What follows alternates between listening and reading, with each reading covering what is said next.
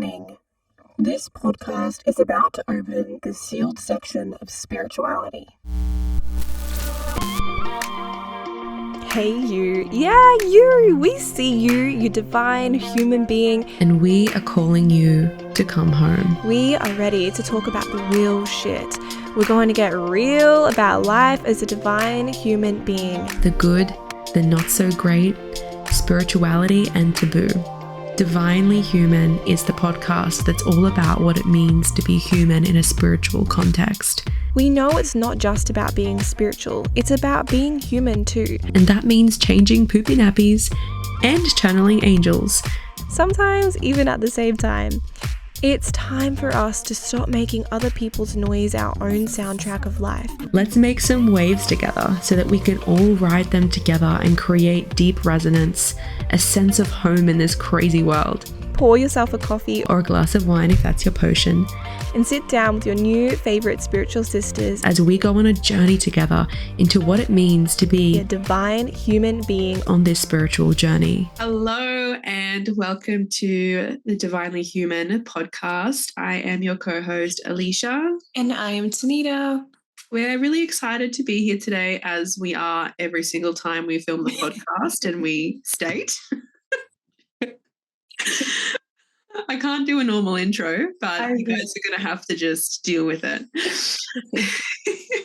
I'm really looking forward to this spicy topic that we have today that was contributed by a community member. So thank you very much. And we will be pulling a card for you at the end. So the topic today is combating the impact of Hollywood/horror ideas of witches to open up spirituality. Love it. Love this topic so much. And I'm so grateful it got put in because we need to talk about it. Like, we need to talk about the fact that it's safe now to hold up the banner and say, "Hi, I'm a witch," and realize that what's being presented in main media is not always the full truth. And I think that, like I was just saying to Aleisha before we jumped on, I said, I met somebody a couple of, would have been about a year ago, and I was telling her how I had uncovered this witch wound that lived within my past lives. And when I told her about that, she was just like got really regimented in her seat, like really stiff. And she's like, "Oh, I don't use the word witch because it's got such a negative connotation that it like invites all of this bad energy in." And I was like, that's exactly why I'm using it, because like I want to rewire that. Like, let's call it for what it is. Like, we are a witch. And just because people of influence or companies with influence have put this meaning or connotation on it doesn't mean it's the whole truth. And I think it's important to like almost inject that word with some new frequency that says like it's actually safe and it's a beautiful way of life. So yeah, I'm excited to talk about this a little bit more. Yeah. And I just thought I thought, wow, it's a problem. It's so big that it is now commercialized. I mean, look at Halloween. Like, witches are at like the forefront of Halloween celebrations. I'm like, that's not the one time a year that we celebrate. Like, yeah, pagans and witches did and do take part in Samhain, but that's not like we don't go out and put like cloaks on and like it's just so misconstrued. And it's kind of, I mean, they did what they wanted to do and they achieved it. They created this fear-mongering attachment to the word and the thing, the people, the group of collectively, and it's like we have to go in and do all the groundwork again to try and erase that. It's like, you guys, you fucked it up. Now we have to fix it. Yeah. Literally with me, my child, like every day, like cleaning the house, and then she just comes along and like unravels it all, and then I have to go back again. But you know what's like, when you said that, I was thinking about, it was the control factor though, right? Because predominantly, like, we're talking about women here, right? And not to say that men don't have their own beautiful connection with the earth and their own practice, but just in this sense, we're talking about women, or I am at least. Women were once in their power, and they were once deeply, deeply connected to the esoteric and the mystical and the spiritual and all of their beautiful magic. But that was uncontrollable, right? Like, the patriarchy feared that so much that, of course, they had to create systems like, like what we're seeing today, to be able to push it down and put it to the side and say, well, actually, no, it's scary, so don't do that, and make us question. And I think it's really important that knowledge is power. And now we're able to look at things from a different perspective and say, actually, I want to be in my sovereignty when it comes to like words or a way of life like this. And I want to undo that because it no longer serves me or the collective.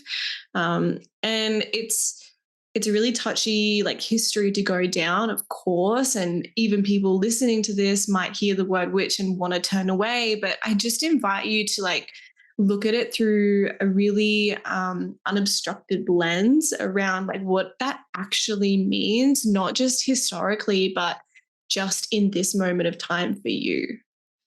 I love that you just touched on that, because in my head, it's going wild right now. And I was just like structuring what I was coming through. And I'm like, we need to break it down. Like, what is a witch? What is it? We have this idea that it's like some wicked woman, like cursing people or creating fear or hurting people, right? Yeah. And then also that creates this energy of not being taken seriously either. It's like, oh, well, you literally don't stand around a cauldron like doing spells with green smoke pluming. Like, no. If we were to break it down, like, witches were the herbalists of their time. They were the chiropractors, even. They were the like holistic doctors. They were anyone who sorry, wow.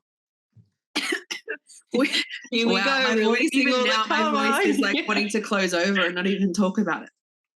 They were the people that aided others and themselves without the help of governments or people in charge, or people, like, without people telling them what to do or how they should do it. They were pretty much just thought for themselves. They were free thinkers, okay?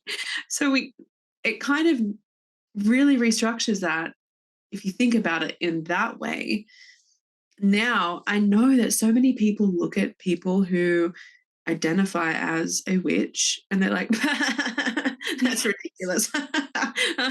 And I'm like, it's really like, that was very normal. It wasn't all hocus pocus and all of that. It was literally just working with energy and the earth, and anything that wasn't, that was to do with free thinking and going your own way with things. And also, I feel like a whole really important thing as well with that is just the fact that people were labeled witches just for leading with their own curiosity. Yeah. It's wild when you think about it. Like, the moment that you switched over and started thinking for yourself as a woman, you were a witch and you were burnt on a stake. Oh, yeah. And doesn't that just remind us of when women's rights were taken away and we were labeled as just a possession, right? Couldn't even have a bank account, Yeah. couldn't even leave the house without having a man's consent. Like, are you fucking kidding? Yeah, and that wasn't that long ago either. Right. This was like Well, I think, I was speaking about this the other day. I'm pretty sure the last witch trials were 280 years ago, Yeah. which means that we're only minimum 5 generations away from now, where our ancestors were being burnt and families were being killed because you were like able to think for yourself. You didn't want to, you felt intuitively like you should do things a different way. It's just wild to me, like that it was so not that long ago. Yeah. 280 years. And then when you just brought in the fact that, like, even those elements of that trickling down into like modern society of like not, women not being able to vote or have a say. I don't know the actual like when that was straight off the top of my head, but I'm pretty sure that was like very, very recent if we look at it in a big picture scape. Yeah. Yeah, I know that over in the States, women couldn't have their own bank account. And that only just came into effect, I think it was like 100 and 150 years ago, which is, Insane. yeah. And That's wild. I stand corrected, but like it still is so palpable and so alive. And we see it trickling down, exactly what you said. And it might not be the fact that, somebody calls you a witch and it's like negative, but the fact of like, what really gets me? It's like when people are like, oh my God, you're into that astrology shit, or like, oh my God, you're into that spiritual shit. Like that is still the same attachment to what was alive 280 years ago when all of that started. And it's so frustrating, but of course it's still alive, right? Because it's not that far ago. And I think it is up to us, especially as our consciousness is expanding and continuing to heighten, that we do come at this with a perspective of like, not going to put up with this anymore. Like, I am here to release this and I'm not going to stand up for it. And while you were saying that, I wanted to like actually Google the definition of witch. And I thought it's so interesting that what came up on Merriam-Webster, it says a person, especially a woman, who is credited with having usually malignant superpowers. Like, that is so cool to see in the dictionary, to be quite honest. And I freaking love that. It makes me so happy. I love that. Yeah. Wow. How cool. That's the first one that comes up. But I mean, like, straight under that is belief in the devil. Like, are you serious? It's like belief in the devil was very strong in the medieval church, and witchcraft was regarded as hearsay. Suspected witches were subjected to inquisition. But yeah, so of course there's still so many different views on this that are alive and readily available for people to tap into. Well, we all know where that view came from. The church. The church back in the day too, like, fuck the king and the queen or whoever was, the hierarchy. The church was the hierarchy, So anything that challenged their story, out the window. You were a devil worshipper. No questions asked. Burnt alive, And it's just, as you said, like, it's just control. Like, it just comes back to control. Yeah. It's just wild, honestly. And it's still, to this day, like, I don't want to get religious, or I don't know, like, I don't even know what the right word is for this, but I don't want to cause any, well, I do actually, but do I not want to cause a rift? But I still see religion painting that picture of anyone who doesn't think the same as them. In small ways, though. They're not out burning people alive, but they definitely have a very, very strong opinion about it. Yeah. And you know what? For me, this is the year of like staying in my own fucking lane. Like, I swear to Yeah. God, if we cared about what everybody had to think, we would be doing nothing. We would be shells of humans. We would be so disconnected to our own power and our own, purpose in life.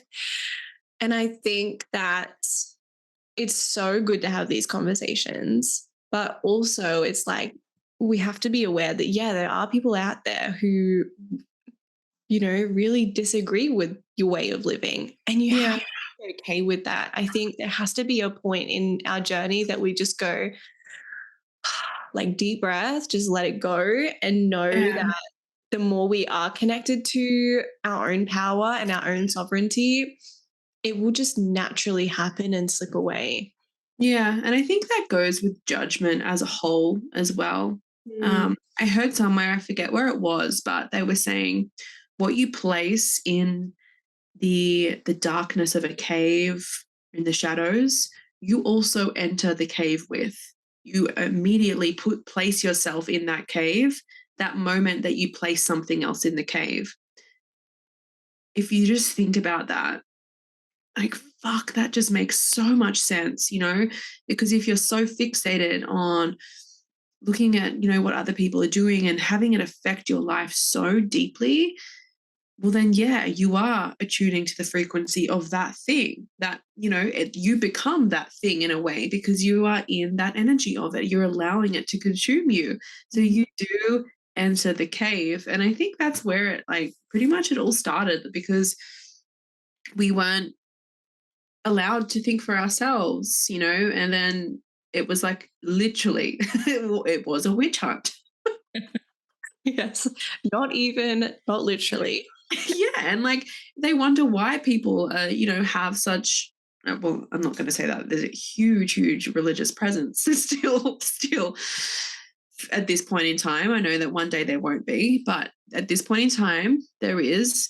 And it's a lot of it is just like very judgmental, but if you just turn around and focus on what you're doing, be like, yeah, they want to do that, cool. We want to do this, all good. We don't need to actually cause a war over it or a witch hunt.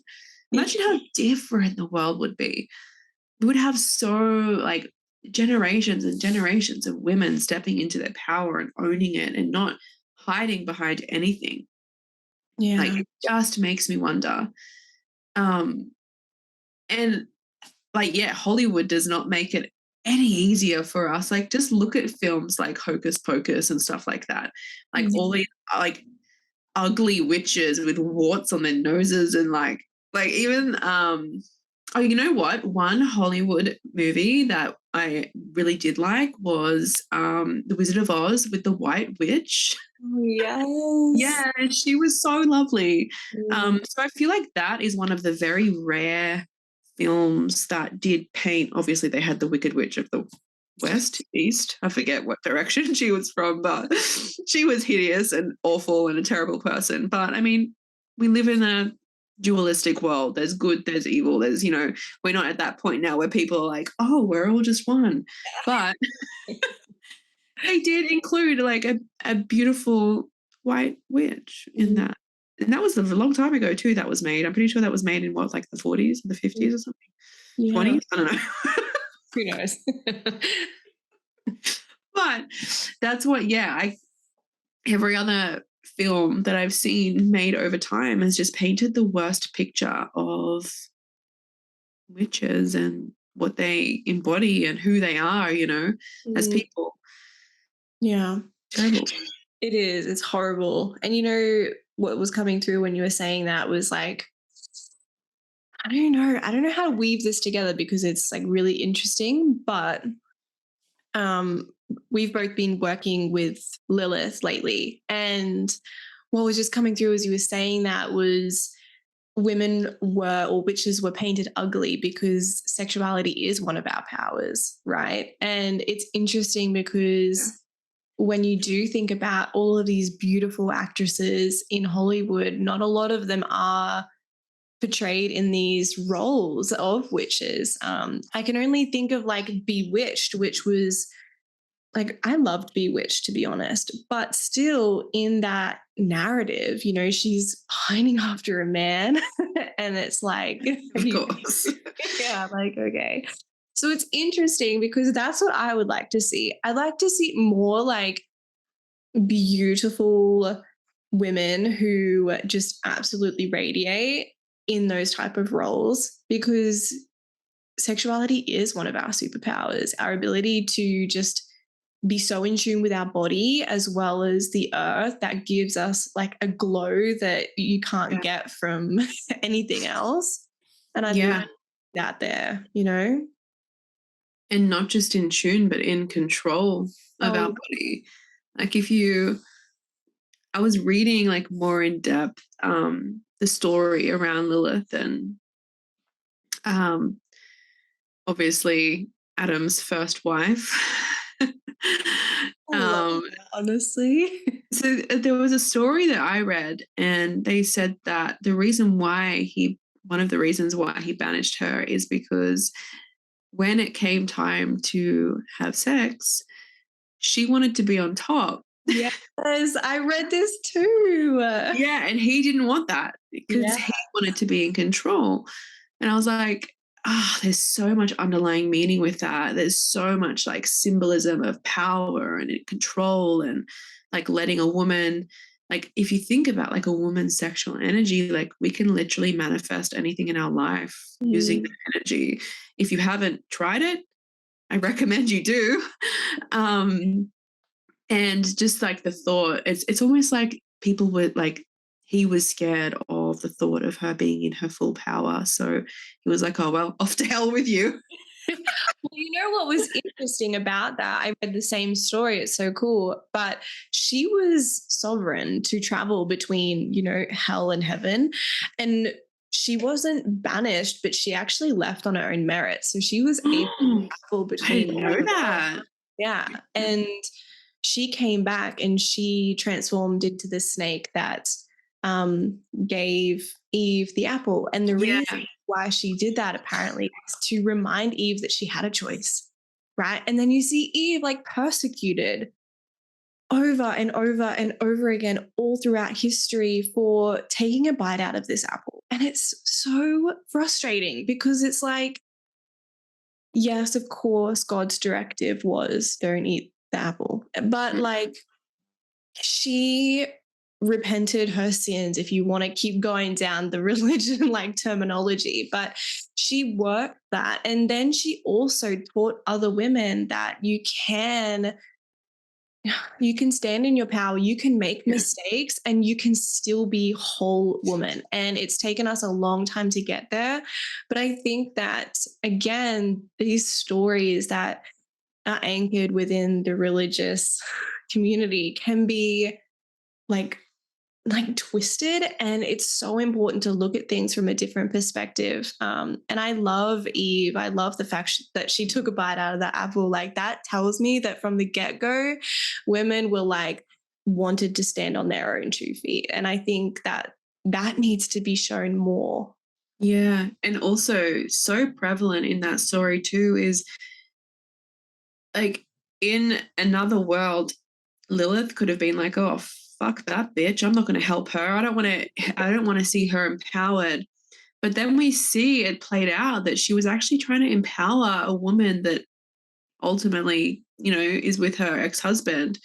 Like how powerful is that? She wanted to still like, that's rooted in love. That's rooted in love and freedom and just wanting what's best for people other than yourself. And then to see it twisted around like, oh, she's a terrible person because she did that. You know? Yeah, evil and like, yeah. And then like also like, you know, the fact that they've symbolized her as a snake as well. I'm like, for some reason, I felt so drawn to snakes at the moment. The other day, I found myself just scrolling through Instagram. You know how you just end up in a wormhole of just like random videos, like a cat riding a skateboard and shit. I ended up like in these videos of all these like people that own snakes. Wow. And I was just like, oh my God, they're amazing. Oh my God. And I just felt like I just saw so much beauty in them, like in a way that I haven't really seen. I haven't really paid much attention to that or at all really in my whole life. But I just feel so drawn to that at the moment because they're just so mysterious and powerful and do whatever they want, you know? Yeah. Do you reckon that's because you've been working with Lilith, or? I think so. I think I'm seeing it in a different light. And like when I haven't ever really been that scared of snakes because I grew up on property with snakes constantly. I'm more afraid of spiders than snakes. But I'm still, obviously, if I see a snake, I'm gonna be like, ugh, like I don't really see beauty in it. But at the moment I'm like in awe of that and what it symbolizes. And yeah, it's been really interesting. That's so cool. See, I've loved snakes for my whole life. I think a lot of that was because my uncle used to have snakes. So anytime we'd go to his house, it was like this really exciting thing to like get the beautiful snake like out of her cage. And he always showed so much affection and love for his snakes. So That's I've always beautiful. loved them. Yeah. But it is interesting because I remember like I never used to see them as like bad. And then when I went to my Christian school, they were like, they are the devil. And I was like, oh shit. I have loved them my whole life. So yeah, it was really interesting. It's damaging. Damaging, yes. Honestly, there's some beautiful stories, but I think majority is just a lot. Come for me, haters. Dare you. But I feel like a lot of it is based on taking the power away rather than giving it back.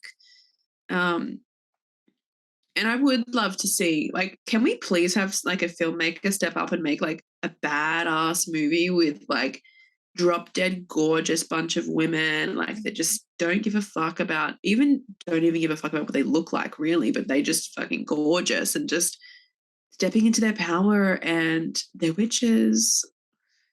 You know, why do we not have this? Yeah. The closest thing I ever felt was it Witches of East End or something? Oh, it's like this TV show. I think that was really good. I mean, a lot of it was like centered around love, but a lot of things are like romanticized in Hollywood as it is. It's like a whole other thing. But yeah, I think that was a really good one. But again, wasn't like major. But if anybody has any recommendations of movies or TV shows that do really empower women, like let's share them. Let's continue to like work with one another and actually support works like this, because that's the other thing, right? Like, and I was watching this comedian, I think it was Bill Burr, and he's like was talking about women who want women in sports to be paid, you know, just as much as men, but don't actually go and support them and watch them at the stadiums. And I was like, wow, but true, right? Like, Yeah. change in this world, we have to do stuff to support that. And I think, you know, the first step that we can do is continue to share works that are already out there and, you know, provide a spotlight in any way that we can for people who want to step up into this role around, you know, supporting women who identify as a witch and like want to live that lifestyle more freely. But yeah. Even just saying the word. Yes. You know, like being open to saying the word. And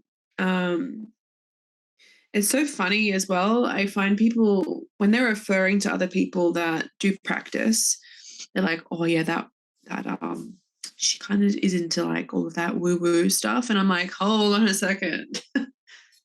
Hold on a second. We also need to cancel that word because that word was actually made up by it was made up to discredit the practice. It was made up by people who didn't practice to take the power away, to make it seem like it didn't hold power and it was childish. And I still see it used so much in the spiritual community as well. Like, oh my God, I've seen people base their businesses, like call their businesses like woo woo, blah, blah, blah. And I'm like, please don't. You know that I think it's like a real sound on Instagram. It's like, please stop it. No, I don't. It's a good one. But yeah, I just see it so much. And I'm like, what I'm doing is not woo-woo. Yeah. It's not like something that a clown would do at the circus. Like, it's not woo-woo, because that's what that word reminds me of, like a circus act. Woo-woo. What does that mean? we need like one of those like Men in Black memory things, and we just need to fuck that word off from the vocabulary. I can't even speak. But honestly, that needs to leave, because it's just so offensive. Yeah. I get offended. I totally agree. I agree. Oh, it's so interesting though, like watching how this is all played out. And I think this question was freaking bomb. Like, I love that this was asked, because seriously, like, I even remember stepping into my practice and like being like having that question floating around like, do I even call myself a witch? Like, am I really a witch? And there's just so much like there was so much speculation on my end around that, and I know that's still so alive with a lot of women, and I think they can use woo woo as an out to say like, yeah, I'm into it, but like I don't want to be seen as like that, so Yeah.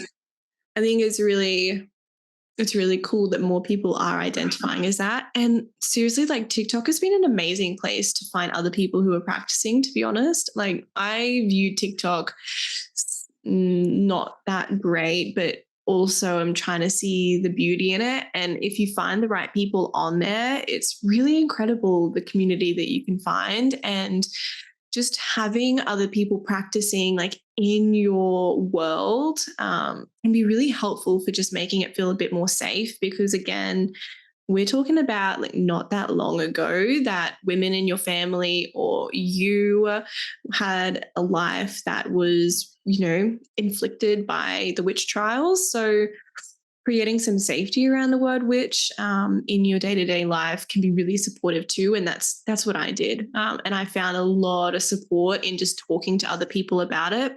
My sister-in-law, she practices, she's incredible. So having her in like my back pocket was really helpful.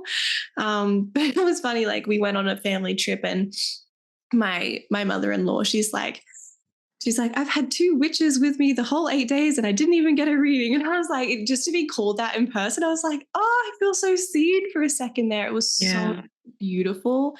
And it was such a rewiring of like what it used to feel like, Yeah, because it was put in such a positive, way of expressing like that.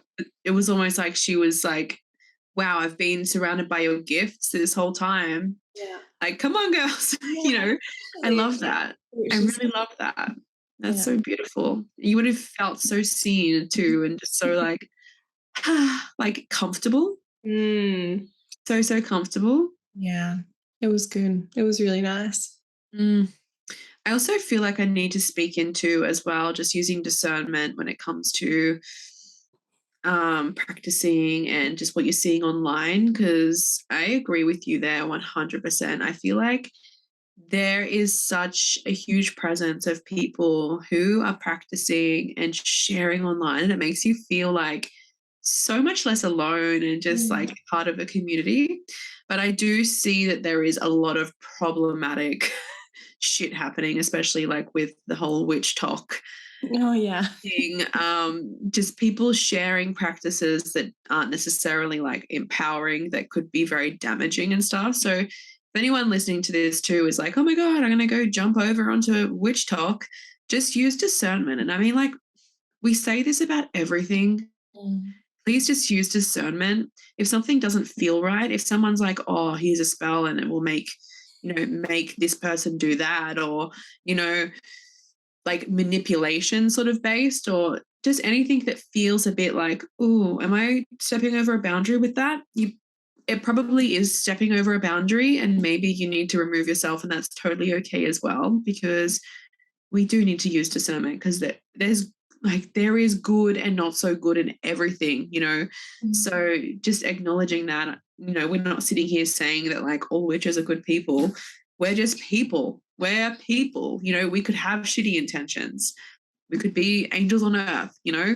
So just using that discernment in where you're immersing yourself and like learning from as well, I think is really, really important too.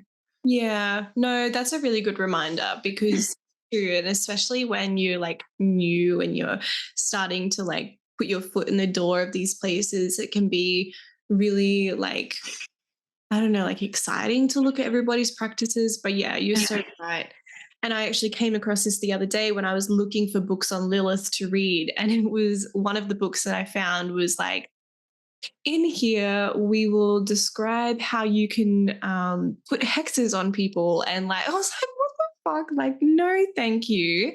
But like, oh, it was so frustrating. But anyway, yeah, that stuff is everywhere. And you just have to really think about, if you are starting to step into your craft, what do I want to achieve from this? Does it align to my values? Does it align with who I know that I truly am? Why am I even wanting to do this practice? And just getting the basics of the craft down to like anything that you put out will come back. So, of course, if you're putting an intention out there that's going to harm another person, just be wary of what you're leaving the door open for.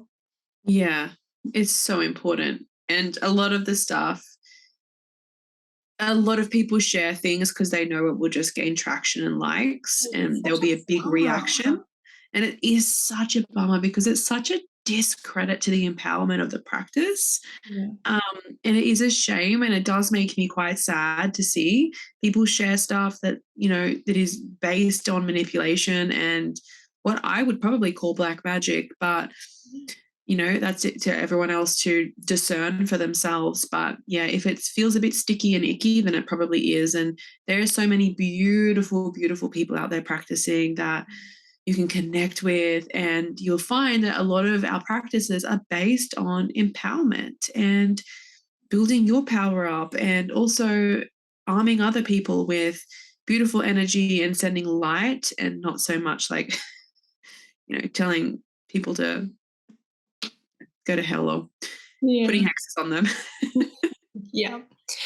Yep, I totally hear you. And just another thing that I was thinking about that I saw on TikTok the other day was, if you are somebody who wants to share your practices, as you like learn them, TikTok has got this filter that you can filter out specific keywords of comments I saw, which I find would be really helpful if I was going or wanting to share a lot, because there are a lot of people on that platform. And I think we'd be really silly to think that there aren't going to be negative comments thrown your way here and there. It's just normal. Like with anything, there are people who are going to turn their nose down. But I like the fact that you can kind of put in keywords and it not actually post there. Yeah. Yeah, 100%. Like I see people, and I feel so bad. I see comments that people leave. I mean, a lot of the time it is like the Christian community coming for them, but you know. Oh my God, I saw the best thing though. There was this one woman who was sharing about her practices, and this middle-aged man like commented on it, right? Like this crude, nasty comment. And so what she did, which I find a little funny, is she pinned his comment to the top and said in capitals, you have now officially like won the cone of shame or something, or like the comment of shame. So like now everybody can like see his comment. Like that's such a funny way of like going about it. I was like, I just want to like go and give her a high five. It's like pretty much she was like, I'm just going to leave you to the community now to deal with. Like all the comments were like, don't fuck with witches. So funny. Because we gravitate towards each other and we'll always have each other's backs. 100%, 100%. Oh, so funny. Well, should we pull a card for the lovely soul that did this? Once again, we almost pulled the same card deck, which is hilarious, but we're using the same author. We are. So We are. Ooh. Ah. Oh my God. Don't you love when it goes? And it's like, I swear, half of my readings, I'm just like on the floor trying to pick up my cards. I can't shuffle on my lap. Yeah. All right. You go first. Want me to go while you keep Yeah. shuffling? Yeah. This is interesting. 2 cards jumped out. The first one, Earth pulsing, pulse of the mother, slow down, time in nature. And the second card, loosen your grip, coping mechanisms, density, addiction, let God in. And I find this so interesting because we were talking about religion. So this is just an invitation to look at where those restrictive beliefs are still aligned with religion, only because there seems like a really big synchronicity there.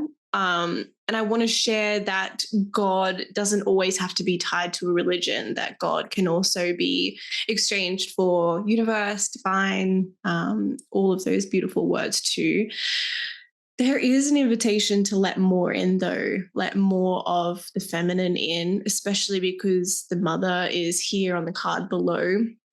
But also just a deep reminder that it's okay to be human. Like there's this feeling that I get when I'm tapping into your energy around, the coping mechanisms, that there's a lot of like stickiness there. But I want to remind you that it's okay to have days where you turn to certain things to support you in your mental health. It's okay to have down days. It's okay to be human. It's okay to have doubt.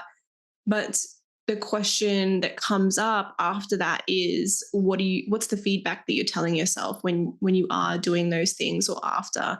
And it's the feedback and the things that we tell ourselves that is really, really important, and something that just wants to come into your field a little bit more. How can we be kinder to ourselves? How can we slow down and embrace the present? How can we truly start to accept every single part of ourselves? As well as the parts of us that were alive in past lives and that want to come back online in this life too. Wow. Our cards are pretty much the same cards, but different cards. So I got Don't Dim to Fit In.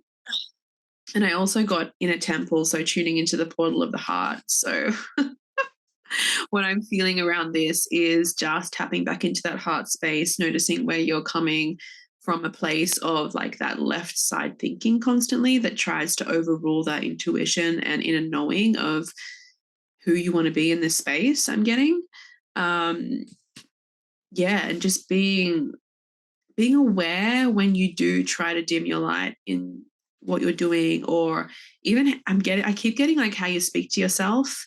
Like, how are you speaking to yourself, especially when you're sharing your light?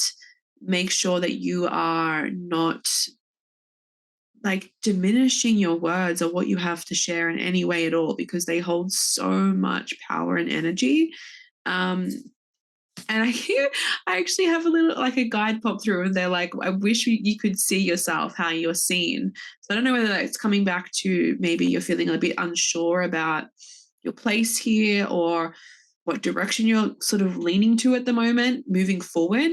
But please know that there are so many people around you right now that just see so much value in how you're showing up and what you're sharing right now. So please don't ever diminish that or change yourself to, lower your vibration and frequency. That's what I'm Yeah, I love that. As soon as you said that, my eyes started to welt up. I love that message so much. So beautiful. I hope that this message, not only just lands in the heart of the person who submitted this topic, but anybody else who needs to hear it too. Truly, these messages are shared on this podcast for a reason. and they all give us what we need when we need it. So lots of love to everybody. We figured out a really cool thing that we can do on Spotify, which is post Q&As and polls. So if you are listening on Spotify, I'm not sure exactly where it sits when you watch the episode. Do you know where it sits? Like underneath it or? So it's only if you watch it not in full screen. It appears just under the intro, like the writing underneath the podcast for each episode. So you'll see like the color of the little Q&A pop up. If you scroll down a little bit, it will show up. Cool. So yeah, just go and check that out. See if we've got any polls out. We want to continue interacting with you and make this an interactive space. And we've got some really exciting plans coming out very soon around really fun things. I can't wait. Or some alcohol. We don't know. I'm so excited. Play with you guys as well. So yeah, we're really excited. We hope that you enjoy these episodes. We also inviting people to leave reviews too. So if you can, it would help us just a whole ton if you left a review, whether that's, anywhere, send us a DM. We want to know how this is landing with you guys, and you can find us on Anchor, Spotify, YouTube, and you can come and join us over on Instagram. We'd love that so much. But all the links are down below, and we'll see you in the next episode. Yay. Also leave a good rating on Spotify for us. We so appreciate it. If you enjoyed it, only we're not going to force you. Maybe we will. I don't know. All right, guys. Bye. See you next week. Bye.